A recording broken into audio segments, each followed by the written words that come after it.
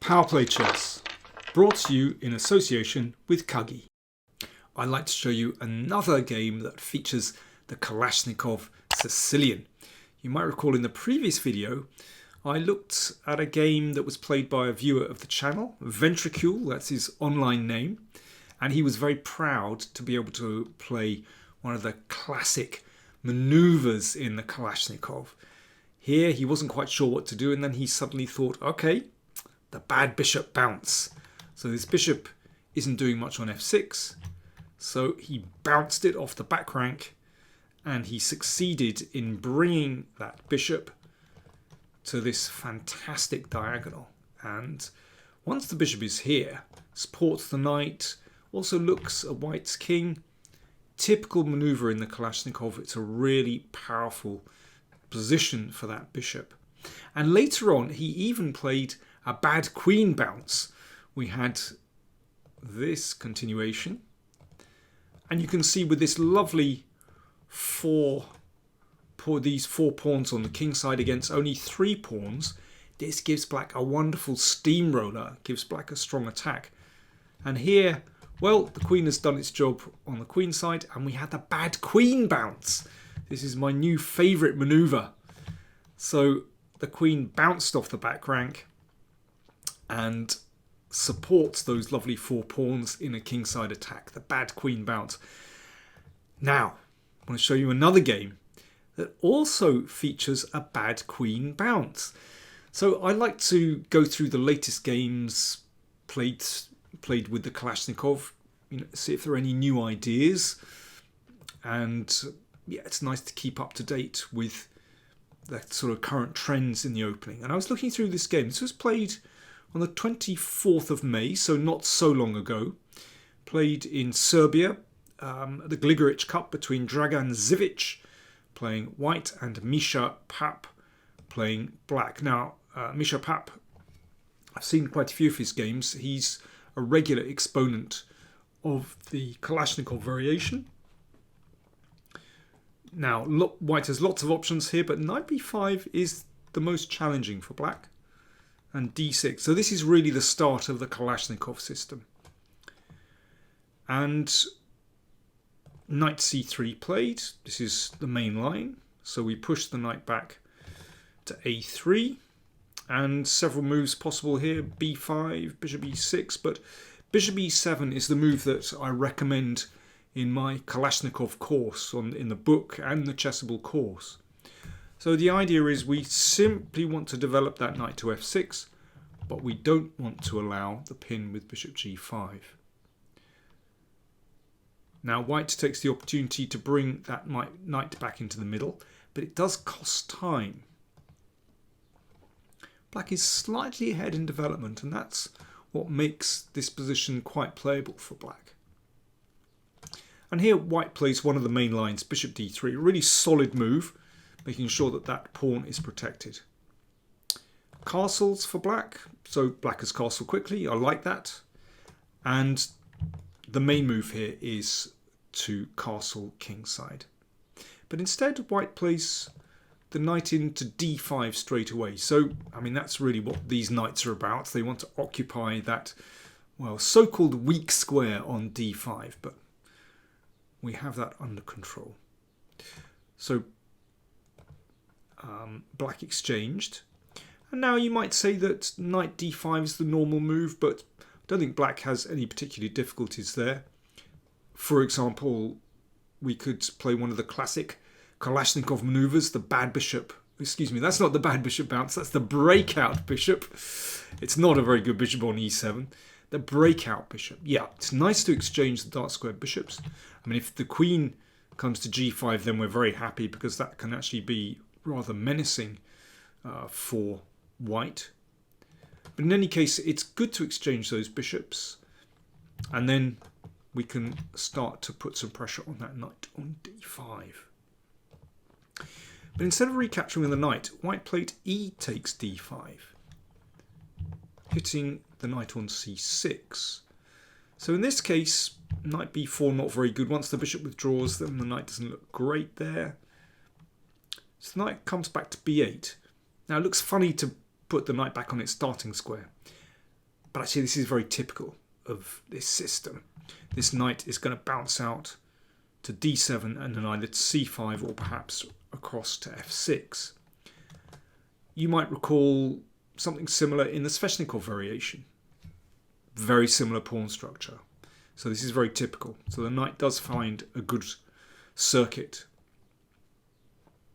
And actually, in general, this exchange on d5 where white recaptures with the pawn, usually quite favourable for black, because black now has this very nice kingside pawn majority.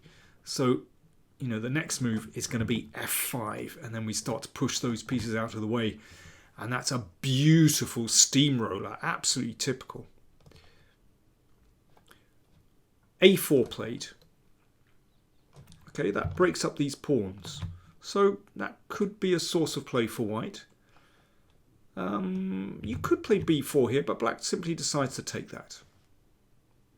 And rook takes a4. He's not worried.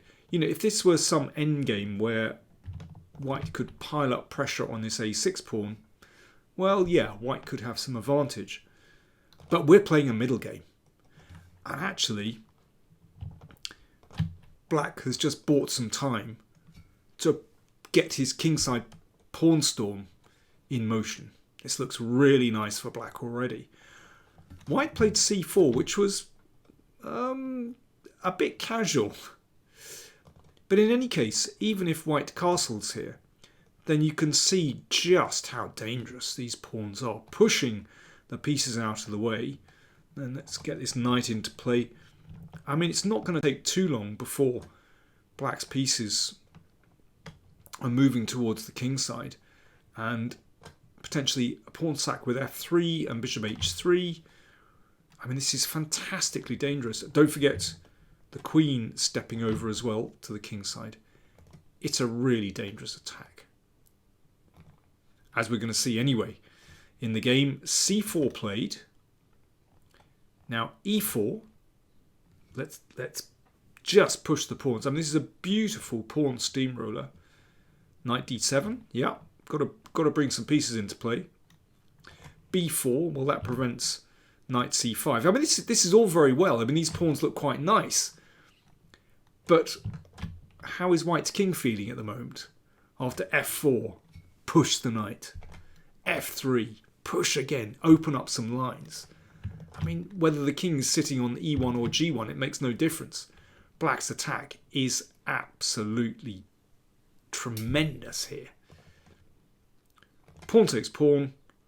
Pawn takes pawn. Well, is white going to take that? In the game, white played a horrible move, bishop f1. But what happens if this is taken? Well, I mean, black's pieces just flood into the game. That hits this. Bishop g4 hits the queen. Okay, let's grab that bishop. Hits the rook. I mean, this is just a kind of cascade of tactics and threats. So the rook has to move. Okay, mate threatened. No problem. Bishop f6 hits the queen. Queen moves back. And finally, loose pieces drop off. What's your move, black, to play? Can you find it? Queen e8. Double attack. Check. And you take the rook. There you go. That rook on a4. Loose pieces drop off, as Dr. John Nunn once very wisely wrote. Bishop f1 played instead, but this is horrible. Knight e5 anyway. Knight d4. Okay, watch out for that knight, but really it's no trouble. Bishop h4. That is a very sensitive spot. That could well be a threat just to take here and follow up with queen h4 anyway. So that's why the rook retreated. Probably wise. It's rather vulnerable on a4. So that protects f2. But, I mean, obviously with white's king caught in the middle, I mean, this is just a gift of an attack for black. This pawn threatened. Bishop a3. I mean, there are so many good moves here. Knight g4 looks fantastic. Just increasing the pressure here and opening the e-file. c5 played. I mean, this is a desperate counter. Queen a5 check. So, yes, if rook d2, This would be rather embarrassing. Bishop f2 is actually checkmate. So queen d2 played, bishop f2 anyway, king d1. Queen a4 check. Don't want to exchange queens. Knight c2, blocking, bishop e3. It's just horrible, just threat after threat. Queen b4, knight f2 check. You know, if black wants to, of course, you could exchange queens and take a rook, but, well, there's no need to do that. Here we have the bad queen bounce. How are we going to finish this game quickly? Once again, we see this queen. It's done its job on the queen side, and it bounces back to the e-file. And that is absolutely fatal. The king is caught. And here, white played queen b3. I mean, there really is nothing. No, absolutely no defense for white here. And that was the final move of the game. A simple move. So why did white resign? Well, the king is in check. And after king takes bishop, bishop h4, queen g6, bishop steps in the way, queen g2, and that completes the bad queen bounce from the queen side to the king side. There we go. That's my new favourite theme in the Kalashnikov, the bad queen bounce. I hope you enjoyed that. If you want to check out the Chessable course on the Kalashnikov, then I'll put the link in the video description and in the comments. And of course, you can buy the book directly from New in Chess. There we go.